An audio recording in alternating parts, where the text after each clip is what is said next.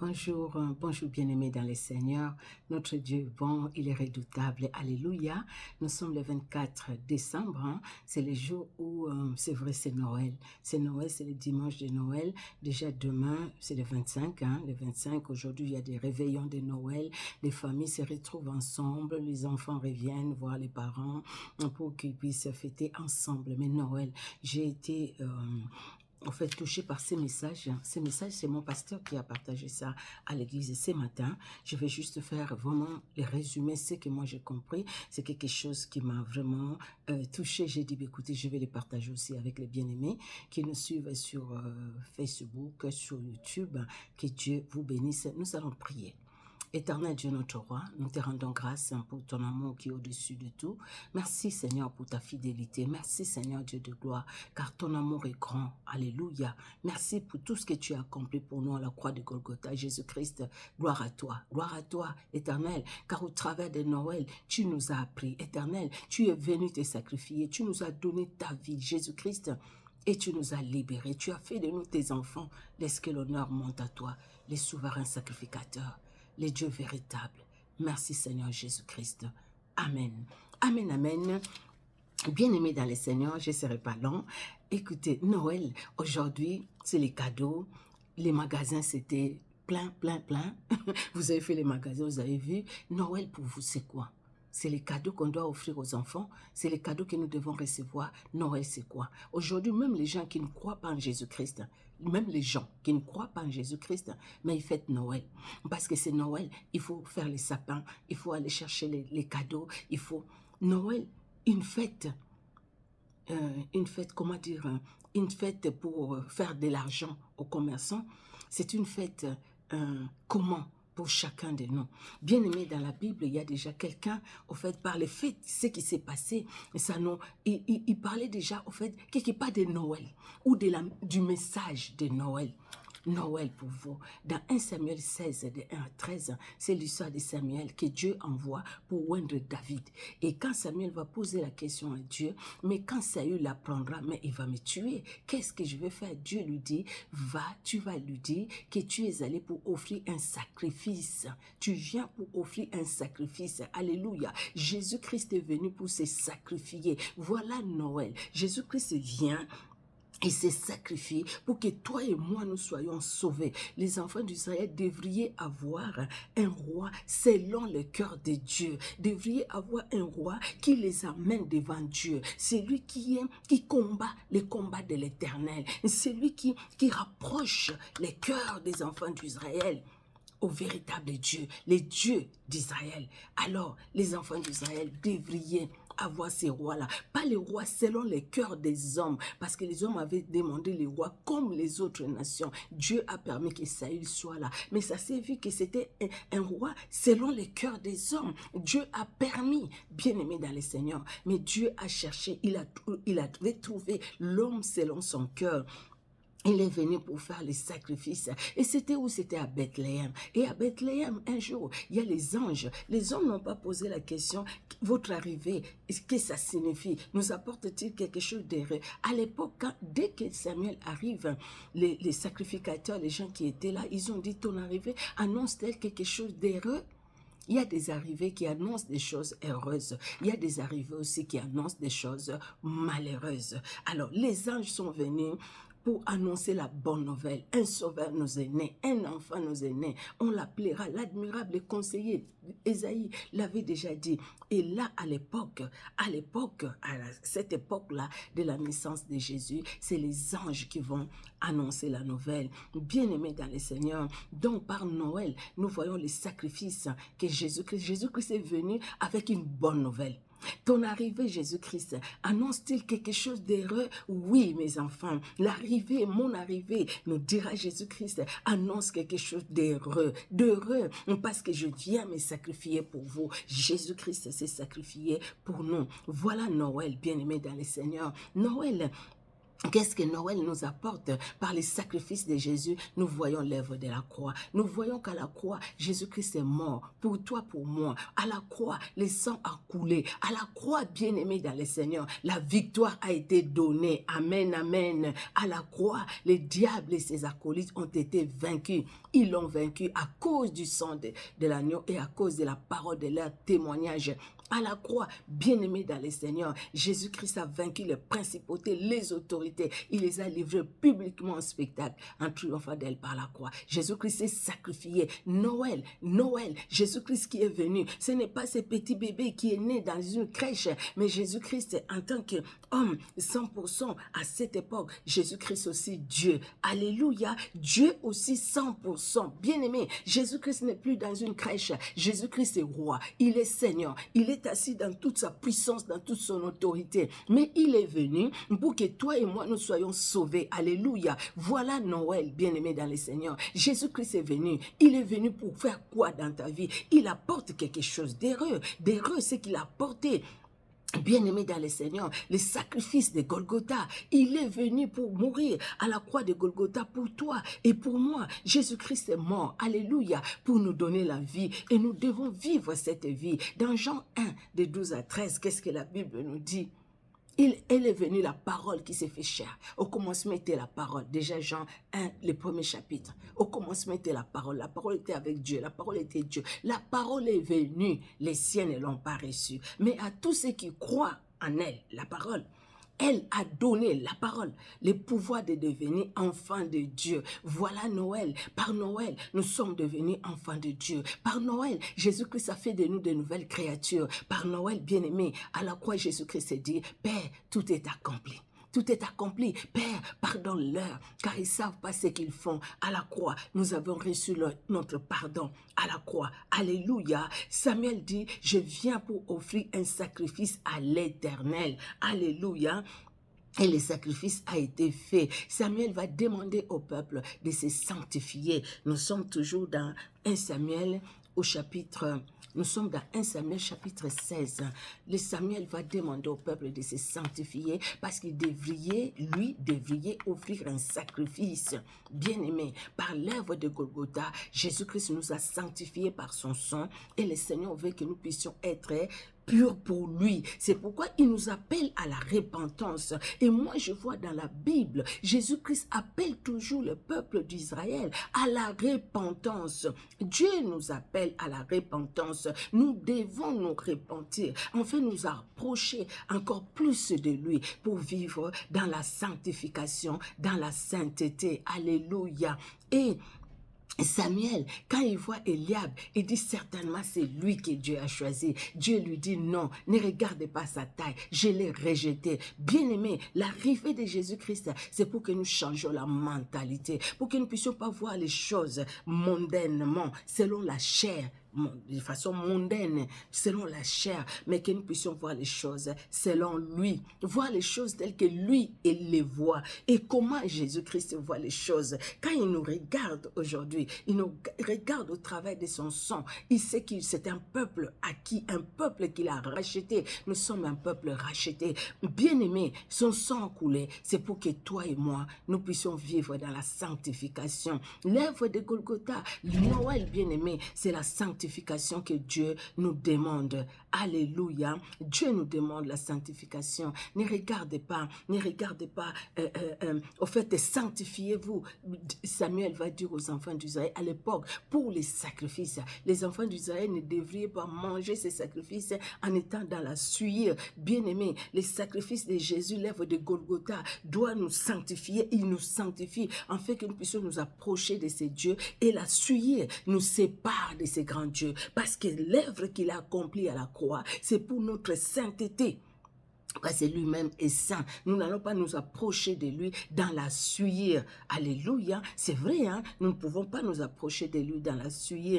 Bien-aimé, Golgotha, Noël, bien-aimé, nous amène à changer la mentalité. C'est ce que j'ai dit. C'est le message de Noël. Le message de Noël, nous devons nous changer de mentalité. Ne pas voir les choses comme les hommes. Ne pas voir les choses selon les dits des prophètes, entre guillemets, mais voir les choses selon selon Dieu, ainsi dit l'Éternel. Nous devons avoir le renouvellement de notre intelligence. Nous devons avoir le discernement pour ne pas tomber dans les pièges de l'ennemi, pour ne pas tomber dans les faux prophètes qui nous amènent loin de Dieu, pour ne pas tomber dans les sciences occultes, pour ne pas tomber dans des pratiques ténébreuses, pour ne pas tomber là-dedans. Noël, Noël bien-aimé, voyons ces messages de Noël que Dieu nous donne d'une autre façon. D'une autre façon, bien-aimé. Quand nous voyons Noël, Noël, Noël, je n'ai pas acheté des cadeaux pour les enfants, je n'ai pas acheté les cadeaux, je n'ai rien reçu à Noël. Il y a des femmes, même après, il y a des divorces dans les mariages, parce que tout simplement, les maris n'ont pas offert des cadeaux de Noël, et l'autre à côté qui va dire, vous savez, moi, mon mari, c'est qu'il m'a offert, mon mari m'a offert ça. Et l'autre qui dit, l'une qui dit, mon mari m'a offert ça. L'autre qui dit, moi, mon mari ne m'a rien offert. Les cadeaux de Noël, il va donner à ses frères, à sa mère, à sa soeur. Mais à moi, il m'a rien offert à cause de Noël. As-tu compris les messages de Noël? As-tu compris qu'en Noël, tu dois changer ta façon de vivre? Tu dois changer ta mentalité. Tu dois avoir le discernement pour ne pas tomber dans les pièges de l'ennemi. As-tu compris que Noël, les messages de Noël, c'est que tu dois t'approcher plus de celui qui est venu se sacrifier à la croix de Golgotha pour toi. Bien-aimé, Noël, les messages de Noël, c'est l'onction que Dieu nous donne.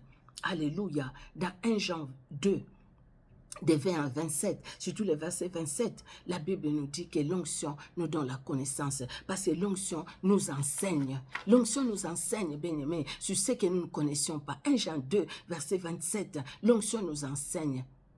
Parce que vous avez l'onction. L'onction elle-même vous enseigne. Mais l'onction, là, nous l'avons où? Sinon qu'en Jésus-Christ. Alléluia. Alléluia, par le Saint-Esprit qui nous a donné. Et le Saint-Esprit nous enseigne. Et le Saint-Esprit met en nous la soif de Dieu. Voilà le message de Noël. Avoir la soif de Jésus-Christ. La soif de chercher ce grand Dieu. La soif de s'approcher encore plus de celui qui s'est sacrifié. Le message de Noël, c'est la mission que Jésus-Christ est venu accomplir. Dans Jean 17, il dit, Père, je n'ai perdu aucun de ce que tu m'as donné. Aucun, sauf les fils de la perdition. J'ai accompli la mission que tu m'as donnée. Jésus-Christ s'est donné. À la fin de sa dernière prière, Seigneur, j'ai fait ce que je devrais faire. Maintenant, donne-moi la gloire que j'avais auprès de toi avant que le monde ne fût. Il est mort pour toi, il est mort pour moi. Les messages de Noël. Voyons ce que Jésus-Christ a accompli. Les messages de Noël, bien-aimés, approchons-nous encore plus de ces grands dieux dans la sanctification. Recherchons la sanctification sans laquelle personne ne verra l'Éternel. Les messages de Noël, bien-aimés, voyons les choses autrement.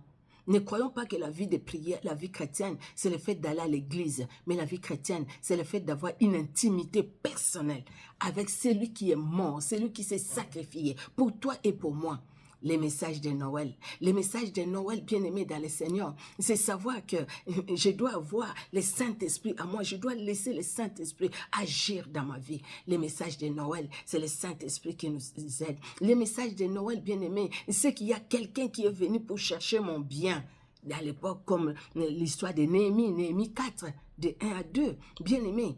Les autres, ils ont mal reçu que Néhémie aille pour chercher le bien de Jérusalem, pour rebâtir les murailles qui étaient en ruine. Il y a quelqu'un qui est venu pour rebâtir ma vie, pour rebâtir nos vies, les messages de Noël. Bien-aimé, il y a quelqu'un qui est venu pour chercher mon bien et ton bien. Alléluia. Et cette personne-là, ce n'est pas un prophète, ce n'est pas un pasteur, c'est le bon berger, Jésus-Christ de Nazareth, le pasteur par excellence, les prophètes par excellence, l'enseignant par excellence, les docteurs par excellence, Jésus-Christ de Nazareth, qui donne les dons aux hommes, c'est vrai, parce qu'il veut travailler avec nous, parce qu'il veut nous utiliser pour sa gloire. Et si Jésus-Christ veut nous utiliser en tant que docteur, donc docteur enseignant, en tant que prophète, en tant que pasteur, en tant qu'évangéliste, en tant que, qu'est-ce que j'ai pas cité, en tant que, voilà les 5 ministères, bien aimés, dans les 5 ministères, c'est l'objectif, c'est faire voir les messages de Noël, dire pourquoi Jésus-Christ est venu, sa venue, la venue de Jésus-Christ, c'était pour une bonne cause, la bonne cause, pour que toi et moi nous soyons sauvés, pour que nous n'ayons pas les sceaux de 666, mais que nous ayons les sceaux du Saint-Esprit. vie. Alléluia. Et c'est ce qu'il a même écrit, c'est ce qu'il a révélé à Jean dans Apocalypse. Quand nous lisons l'Apocalypse, nous voyons comment, par le fait que Jésus-Christ est venu, comment il nous a mis à part. Alléluia. Parce que c'est le message de Noël. Nous sommes mis à part pour Jésus-Christ. Alléluia. Que Dieu vous bénisse. Bien-aimés dans le Seigneur. Et joyeux Noël. Joyeux Noël. Tout en vous référant, bien-aimés, en nous référant à la parole de Dieu. Joyeux Noël. Quand nous disons joyeux Noël, je réalise ce que Jésus-Christ a accompli. Je réalise qu'il a accompli sa mission. Il a réussi sa mission. Jésus-Christ n'a pas échoué. Comme j'ai entendu quelqu'un, les papes dire que Jésus-Christ a tout bien fait, sauf la croix où il a eu un échec. À la croix, Jésus-Christ n'a pas eu un échec. Au contraire, à la croix, c'était la victoire. C'était la victoire à la croix. Parce que c'est à la croix où Jésus-Christ a vaincu toutes les forces des ténèbres qui agissaient. Parce que l'homme s'était vendu. L'homme s'était vendu par les péchés. L'homme a ouvert la porte. L'homme a accepté la voix de l'ennemi. Et à la croix, Jésus-Christ est venu faire taire la voix de l'ennemi pour que l'homme, toi et moi, nous puissions écouter sa voix. Parce qu'il est venu pour annoncer quelque chose d'heureux. Il est venu, Jésus-Christ de Nazareth, pour quelque chose d'heureux, pour nous annoncer une bonne nouvelle. La bonne nouvelle, il n'y en a qu'une seule, qui est la parole de Dieu. Jésus-Christ, la seule évangile, les seuls évangiles. Jésus-Christ et Jésus-Christ est seul. L'Ancien Testament parlait de Jésus-Christ. Le Nouveau Testament, Jésus-Christ a accompli ce que l'Ancien Testament avait dit bien des siècles avant même sa naissance. Et ce que la Bible dit, c'est pourquoi Jésus-Christ reviendra, parce qu'il est venu pour nous sauver. Et Noël, bien-aimé dans le Seigneur, nous allons fêter avec Jésus-Christ. Alléluia, alléluia. Les cadeaux, faites des cadeaux si vous voulez faire des cadeaux. Mais réalisons plutôt ce que Jésus-Christ est venu faire et réalisons plutôt ces grands messages que Jésus-Christ nous a amenés par Noël, par sa naissance, ce que Jésus-Christ nous a amené comme message. Alléluia, il est né pour qu'il meure. Et s'il n'était pas né, il n'allait pas mourir. Il est né pour passer par Gethsemane. Il est né pour passer par la croix. Il est né pour ressusciter, pour aller jusqu'à la tombe, jusqu'au tombeau. Il est né, bien-aimé dans le Seigneur, pour ressusciter entre les morts, pour nous dire aussi, voilà, la bonne nouvelle, par moi, je suis venu pour vous donner la vie et recevez cette vie. Si vous avez quelqu'un a soif, qu'il vienne à moi, dit Jésus-Christ, parce que les sources d'eau vive coulent en lui, bien-aimé, et par lui, nous sommes, comment dire, par lui, nous avons l'eau de vie qui enlève la soif. Que cette soif, bien-aimé, de sa parole, de sa présence, nous amène jusque auprès de lui, où nous allons finir nos vies, bien-aimés, à côté de Jésus-Christ et avec Jésus-Christ. Vivre l'éternité avec ces grands dieux, avec ces puissants dieux. Les messages de Noël. Bien-aimé dans le Seigneur, que Dieu, Jésus-Christ de Nazareth, bénisse ton cœur, bénisse mon cœur, bénisse le cœur de tout un chacun. Réjouissons-nous en famille, mangeons notre chambon, voilà, comme la culture française, les chambons, mangeons notre chambon, chez nous en Afrique, les poulets et tout, tout ce qu'on peut. Mangeons, bien-aimés dans le Seigneur. Mais sachons que nous devons plus comprendre les messages que Jésus-Christ nous a donnés par Noël. Même si les gens disent, ah non, ce n'est pas la date où Jésus-Christ est né. Oui, c'est vrai, ce n'est pas la date où Jésus-Christ est né. Mais Jésus-Christ est né ou pas? Il est né, un jour il est venu dans la chair. C'est ce qui est important. Jésus-Christ est venu dans la chair. La date et tout ça, ça c'est des discussions inutiles. Qu'on mette ça, je ne sais pas, le 25 novembre ou janvier ou décembre. Mais Jésus-Christ est venu. Un jour, il y a eu Noël. Un jour, Jésus-Christ est arrivé pour qu'il accomplisse sa mission. Pour que toi et moi, nous soyons sauvés. Alléluia, voilà ce qui est important. Ce n'est pas des disputes sur la date.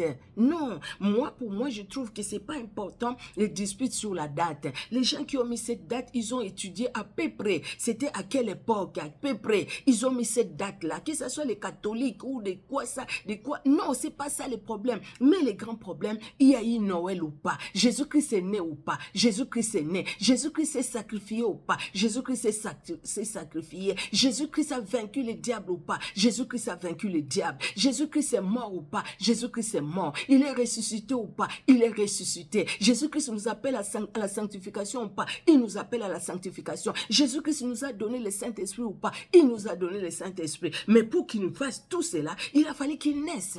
Tout a commencé par là. Même pour qu'il aille jusqu'à la croix, il a commencé par là. Il est venu pour faire la volonté de Dieu. Je viens pour faire ta volonté. Mais voici, je viens pour faire ta volonté. Et il a accompli sa volonté. Il a accompli sa mission. Jésus-Christ a réussi. Jésus-Christ a eu la victoire depuis sa naissance jusqu'à ce qu'il est allé à la tombe, jusqu'à ce qu'il a été sous la terre. Jésus-Christ était victorieux, même sous la terre, pendant les 3 jours. Nous ne savons pas ce qui s'est passé pendant les 3 jours. Lui qui est Dieu, il devait prendre les clés de ces jours de mort que le diable détenait. Et aujourd'hui, bien-aimés, c'est Jésus-Christ qui nous libère et qui nous a franchis. Que Dieu vous bénisse. Je vous aime. Joyeux Noël à vous et à toute votre famille. Soyez bénis. Au revoir.